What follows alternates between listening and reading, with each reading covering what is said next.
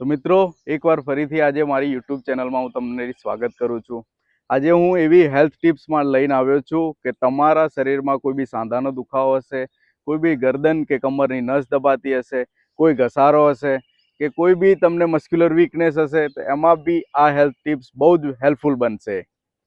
તો મારી જ આઈડીને સબસ્ક્રાઈબ કરી લો, નોટિફિકેશન ઓન કરી લો અને જરૂરિયાતમંદને આ વિડીયો શેર કરી આપો। તો હું ડૉક્ટર ભાવિન, કન્સલ્ટન્ટ ફિઝિયોથેરાપિસ્ટ અને સાથે સાથે હવે આજથી હેલ્થ ટિપ્સ એડવાઇઝર બી બની ગયો છું કે જે તમારા શરીરમાં કોઈ બી તકલીફ હશે એની નવી નવી ટિપ્સ આપતો રહીશ। સૌથી પહેલી ટિપ્સ છે કે હળદરવાળું દૂધ એ તમે જો રાતે સૂતા પહેલાં પી લેશો તો તમારો જે શરીરમાં કોઈ બી જગ્યાએ સોજો આવ્યો હશે, કોઈ બી તમને દુખાવો હશે કે કોઈ બી તમારી ગરદનની કે કમરની નસ દબાતી હશે એમાંથી તમને છુટકારો મળી જશે। હળદરનું કામ એ છે કે આપણી શરીરમાં સૌથી સારામાં સારું બ્લડ સર્ક્યુલેશન કરી આપે છે। જે સ્નાયુને ઓક્સિજન પૂરતો નથી મળતો એને ઓક્સિજન પ્રોવાઈડ કરી આપે છે અને કોઈ બી જગ્યાએ ઇન્ફ્લામેશન એટલે કે સોજો આવી ગયો હશે એ સોજાને પણ ઓછું કરી આપવાનું હળદરનું કામ છે। તો જો તમે રોજ રાતે સૂતા પહેલાં હળદરવાળું દૂધ પીવાનું શરૂઆત કરી લેશો તો તમારા જે આ બધી તકલીફ છે નસ દબાવવાની કે સોજા આવવાની એ તકલીફમાંથી છુટકારો મળી જશે। બીજી હેલ્થ ટિપ્સ છે કે જે પૂરતું તમારું પાણીનું પીવાનું હશે કે દિવસ દરમિયાન તમે 1.5 થી 2 લીટર પાણી પીશો તો તમારા શરીરમાં ક્યારેય ડિહાઇડ્રેશન નહીં થાય। તમારા શરીરમાં કે જે ગાદી દબાઈ ગઈ હશે એ ગાદીને પોતાનું જે નોર્મલ સ્થિતિ લાવવા માટે એની અંદર જે ફ્લુઇડ આવે છે એ ફ્લુઇડ પાણીથી પૂરતું રહેશે અને તમારું સ્કિન બી ગ્લો કરશે અને જે આખા દિવસમાં તમને એનર્જી નથી લાગતી એ એનર્જી બી પ્રોપર તમારા શરીરમાં એનર્જી રહેશે, તમારું શરીર હેલ્ધી રહેશે અને તમારો જે કબજિયાતની તકલીફ હશે, ગેસની તકલીફ હશે કે કોઈ બી સાંધા દુખાવાની બી તકલીફ હશે કે લ્યુબ્રિકેશનની તકલીફ હશે કે સાંધામાં અવાજ આવતો હશે કટકટ કે સાંધા બેઠક ઉઠકમાં તમને ઢીંચણમાં કે કમરમાં દુખાવો થતો હશે તો તમે જો પૂરતું પાણી પીશો તો તમારા શરીરમાં એ પાણી જ્યાં જ્યાં સ્નાયુઓ કે જ્યાં હાડકાં છે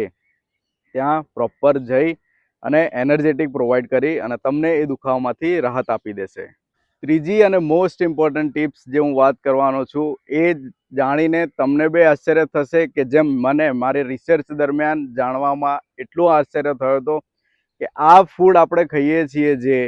તે ઘણા લોકો એવું કહેતા હોય છે કે આ જંક ફૂડ છે અને આ ના ખવાય, શરીરમાં તકલીફો આપે છે પણ ભારતમાં 90 થી 95% જે વ્યક્તિઓ જે માણસો છે એમનું સૌથી ફેવરેટમાં ફેવરેટ ફૂડ છે અને સૌથી પહેલામાં પહેલું કે મહિલાઓનું સૌથી ફેવરેટમાં એટલે બહુ જ ફેવરેટ તમે કહી શકો છો એ ફૂડ કે જે છે પાણીપુરી।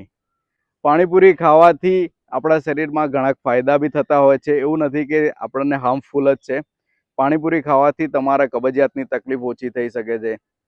તમારું જે આ જમો છો તમે એમાં પાચન ક્રિયા સારી જેવી થઈ શકે છે, તમને ક્યારે બી ગેસ એસિડિટીની તકલીફ નથી થતી, તમારું જે રોજિંદી ક્રિયા છે એમાં એનર્જી પ્રોવાઈડ કરે છે, પ્રોટીન મળે છે। આ બધી વસ્તુઓ જે પકોડી તમે ખાઓ છો એમાં તમને પ્રોવાઈડ થાય છે। સૌથી પહેલું કે પાણીપુરી ખાવાથી તમારું વેટ લોસ થાય છે।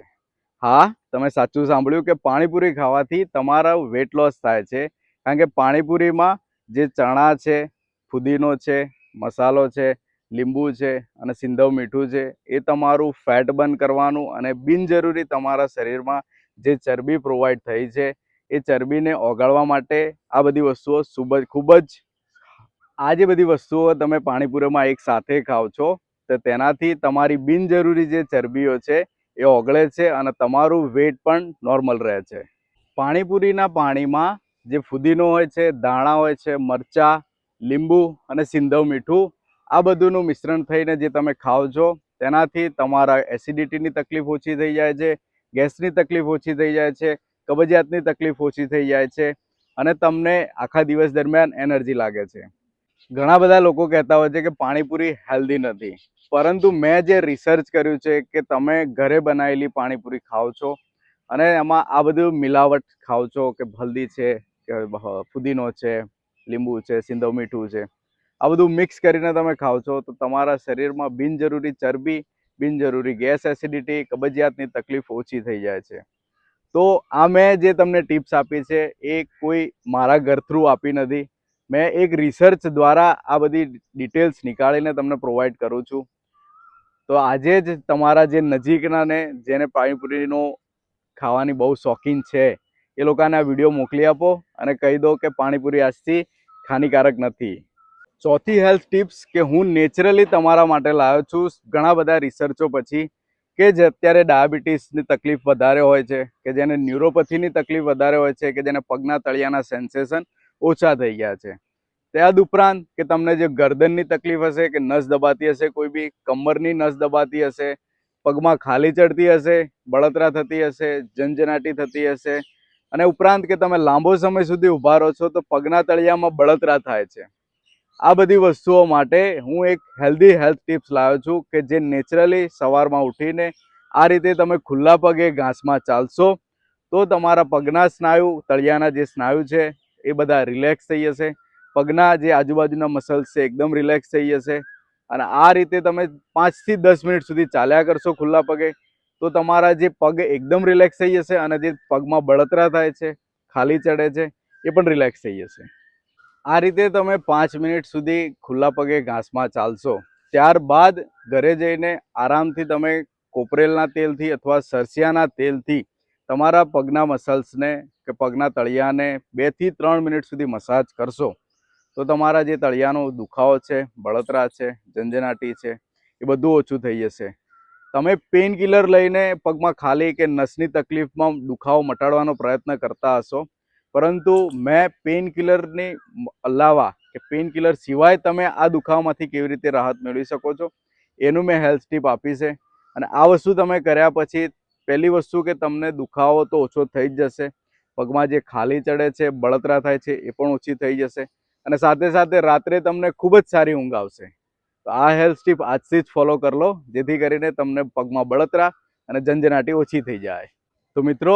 મેં જે આજે હેલ્થ ટિપ્સ તમને પ્રોવાઈડ કરી છે કે જેમાં હળદરવાળું દૂધ પીવાનું છે, દિવસમાં 2 થી 3 લીટર પાણી પીવાનું છે, ખુલ્લા પગે ઘાસમાં ચાલવાનું છે, અને જે ભારતીયોનું સૌથી ફેવરેટ ફૂડ છે કે પાણીપુરી, કે એ બી તમે ખાશો તો હેલ્ધી પાણીપુરી એ તમે ખાશો તો તમને કે આ જે દુખાવા છે, શારીરિક જે મસલ્સની વીકનેસ હશે, નસ દબાતી હશે, એ બધામાંથી છુટકારો મળી જશે. અને જો તમે ઈચ્છો છો કે આવી જ નેચરલી નેચરોપથીથી હું તમારી દુખાવામાં રાહત મળું, કારણ કે ઘણા બધા લોકો દવાઓ લઈ લઈને કંટાળી ગયા છે, પેઇન કિલરો ખાઈ ખાઈને કંટાળી ગયા છે. આ બધી જે નેચરલ હેલ્થ ટિપ્સ હું તમારા માટે રિસર્ચોથી લઈને આવ્યો છું. જો તમે બી હજુ ઈચ્છો છો કે હું આગળ નવા આવી રીતે હેલ્થ ટિપ્સ લઈને આવું તો મને કમેન્ટ દ્વારા જણાવી આપો, યસ લખીને. તો હું આવનારા નવા વિડીયો છે એમાં આ રીતની નવી નેચરલ હેલ્થ ટિપ્સ લેતો આવીશ. અને આ વિડીયો તમારા જે તમને જો પકોડી ખાવાની લોકો ના પાડતા હોય એમના વિડીયો ફોરવર્ડ કરી આપો અને જણાવો કે પકોડી દ્વારા તમને પાણીપુરીથી કયા નવા ફાયદા થાય છે અને કયા તમને તકલીફો નથી થતી. તો આ જ રીતે મિત્રો મારા ચેનલ સાથે જોડાયેલા રહો અને આ વિડીયો નજીકનાને મોકલી આપો જેમને આ હેલ્થ ટિપ્સ વિશે જાણ નથી, કે જે ડાયાબિટીસનો દર્દી છે, જેને પગમાં ખાલી ચડતી હોય, લાંબો સમય સુધી ઊભા રહીને કામ કરતા હોય, પગમાં બળતરા થતી હોય, કે જેને ગેસની તકલીફ, એસિડિટીની તકલીફ કે કબજિયાતની તકલીફ રહેતી હોય, એ મિત્રો સાથે આ વિડીયો શેર કરી લો. Thank you.